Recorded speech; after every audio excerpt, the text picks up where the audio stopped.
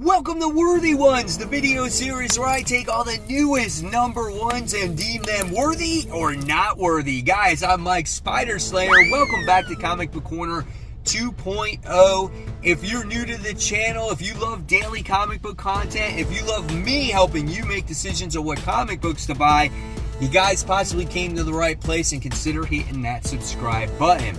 Alright guys, so yes, you can see that this video is done in the car this week, not in the garage or the studio.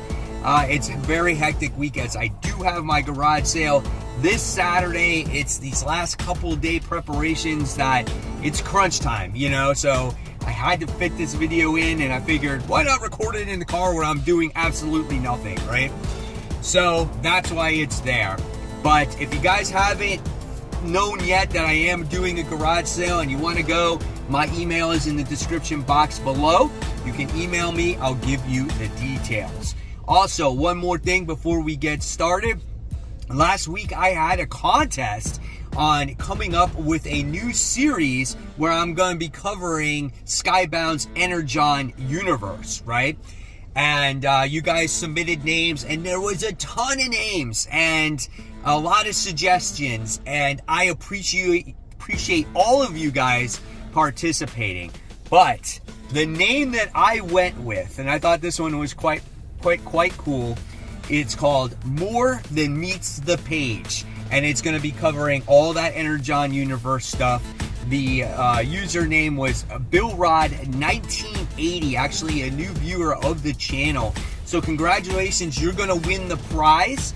Again, my email is in the description box below. Make sure you email me so I can get your information and I will send you your prize. So congratulations, BillRod1980, and hopefully you guys dig the new logo that I came together for More Than Meets the Page. So with all that out of the way, let's go ahead and start this week's episode of Worthy Ones. Haunted Girl Issue 1, done by Ethan Sachs and Naomi Sachs. Now, this book I kind of bought a little bit on a whim.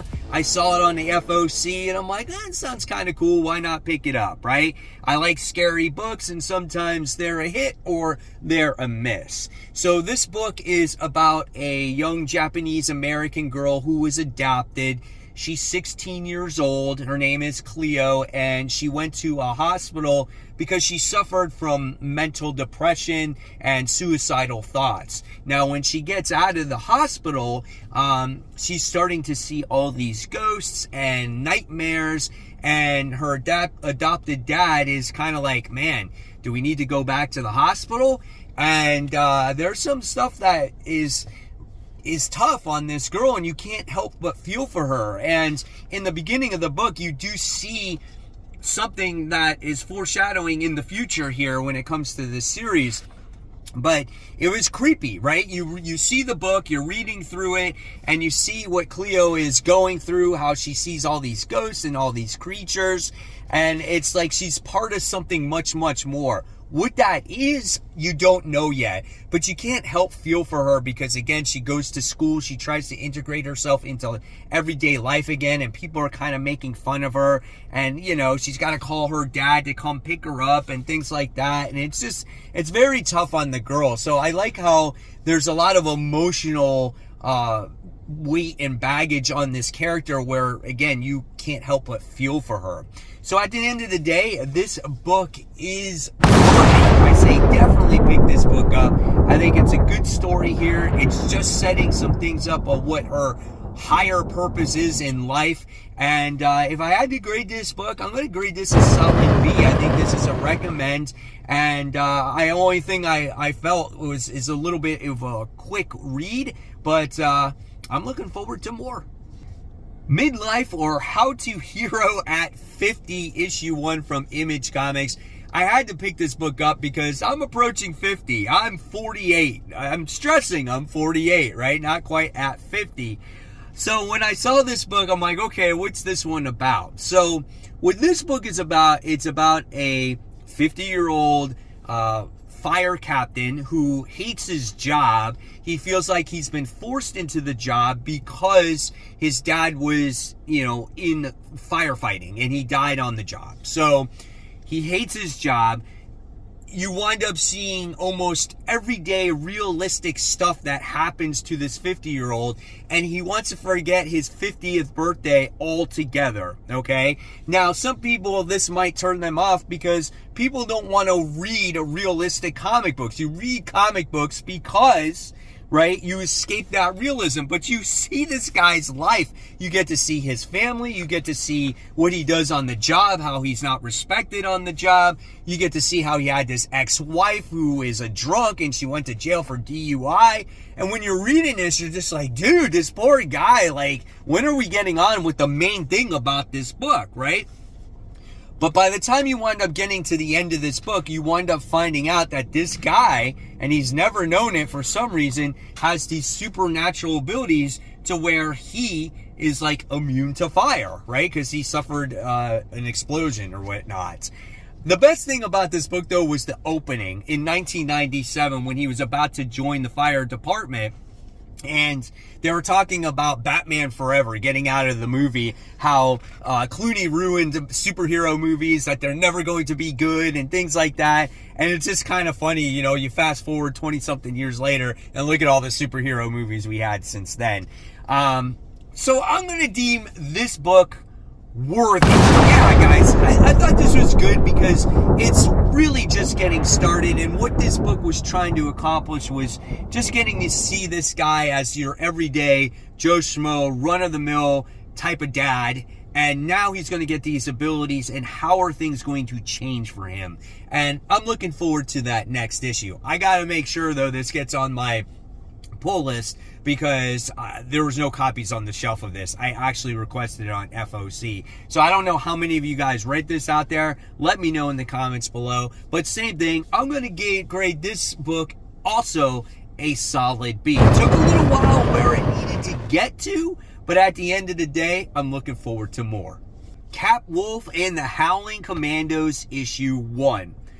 Could this be the best Captain America comic book on the stands today? I'm going to say, hell yes. This book was a lot of fun as you get to see a story of Captain America who is fighting in the war with the Howling Commandos. So you get to see like Dum Dum Dugan, you get to see like Nick Fury, and you get to see all those different cast of characters in this book. Really, really awesome. I think Stephanie Phillips did a great job in this book, and Carlos Magno did the artwork, and I thought that the artwork in this book looked really good, especially towards the end. And this is not a spoiler because we all know that, you know, Captain America turns into the werewolf, but this is the way it looks at the end of the book. I just thought it was brilliant, and when Cap was in action here fighting these werewolves, I thought it was cool as well. So the overall artwork was really good. So what did this story have to offer, though, besides Captain America just turning into a werewolf and good artwork? Well, sometimes that's all you need. You just need some good action, some good fighting, and Cap just turning into a werewolf. Do you need anything more than that? Not really. I mean, basically, you get these guys fighting in the war. Nick Fury gets pretty injured, and so he declares Captain America the leader of the pack, and they got to go and infiltrate the base. Well, when they go and they infiltrate the base, then what happens is they come across the werewolves, and they're being overwhelmed by the werewolves. That's them infiltrating the base, or, you know, parachuting in and whatnot. And then what happens is Captain America gets overwhelmed with the werewolves, and they scratch them and everything else, and you get to see the transformation happen right before your eyes, and the unit doesn't know what to do with themselves. It's just a brilliant book, man. I just really liked it. It was a lot of fun, and it made me want to read more. So this book is definitely worthy. I mean, could you tell from the very first second I read the book? Again, the best Captain America book, in my opinion, on the stands right now. I know there's only the one other one that came out with the issue 1, and then you got Falcon, Sam Wilson's books and stuff like that, but this just makes me want to buy the second issue. So my hat's off to Stephanie Phillips here. I'm going to grade this one an A. This was a solid read. Not a really in-depth story yet, but hey, that's okay. The Return of Superior Spider-Man issue 1. Now, this is a story before the actual series launches. So this is like, you know, a prelude, right? Issue 1 actually comes out next month. So what this story is, written by Dan Slott, drawn by many different artists that did Superior Spider-Man in the past, like Ryan Stegman, Giuseppe Comacoli, Humberto Ramos, right? All those guys did the artwork in this book. They all did it in the Superior Spider-Man in the past. Ryan Stegman's artwork is really, really good here. So what this story really entails is basically a lost episode of Doc Ock not remembering everything that's going on when he was Superior Spider-Man. And so you get to see like a lost episode here, okay? And it introduces a new villain by the name of Supernova. And she was one of the characters that worked at Horizon Labs. So you get to see this whole story. You get to see when Doc Ock first became Superior, how he had his little spider bots and his spiderlings and all these different characters that I totally forgot about because it's been like over 10 years since I read it. And it was cool to see the development of this character. Again, the artwork was really good, and seeing him develop this something from Spider-Man 2, that's where I felt like he got this plot from, as he needed like Trillium or whatever it is to power up this energy to create, you know, unlimitless energy. That's what it was, right? And he had this containment unit for it.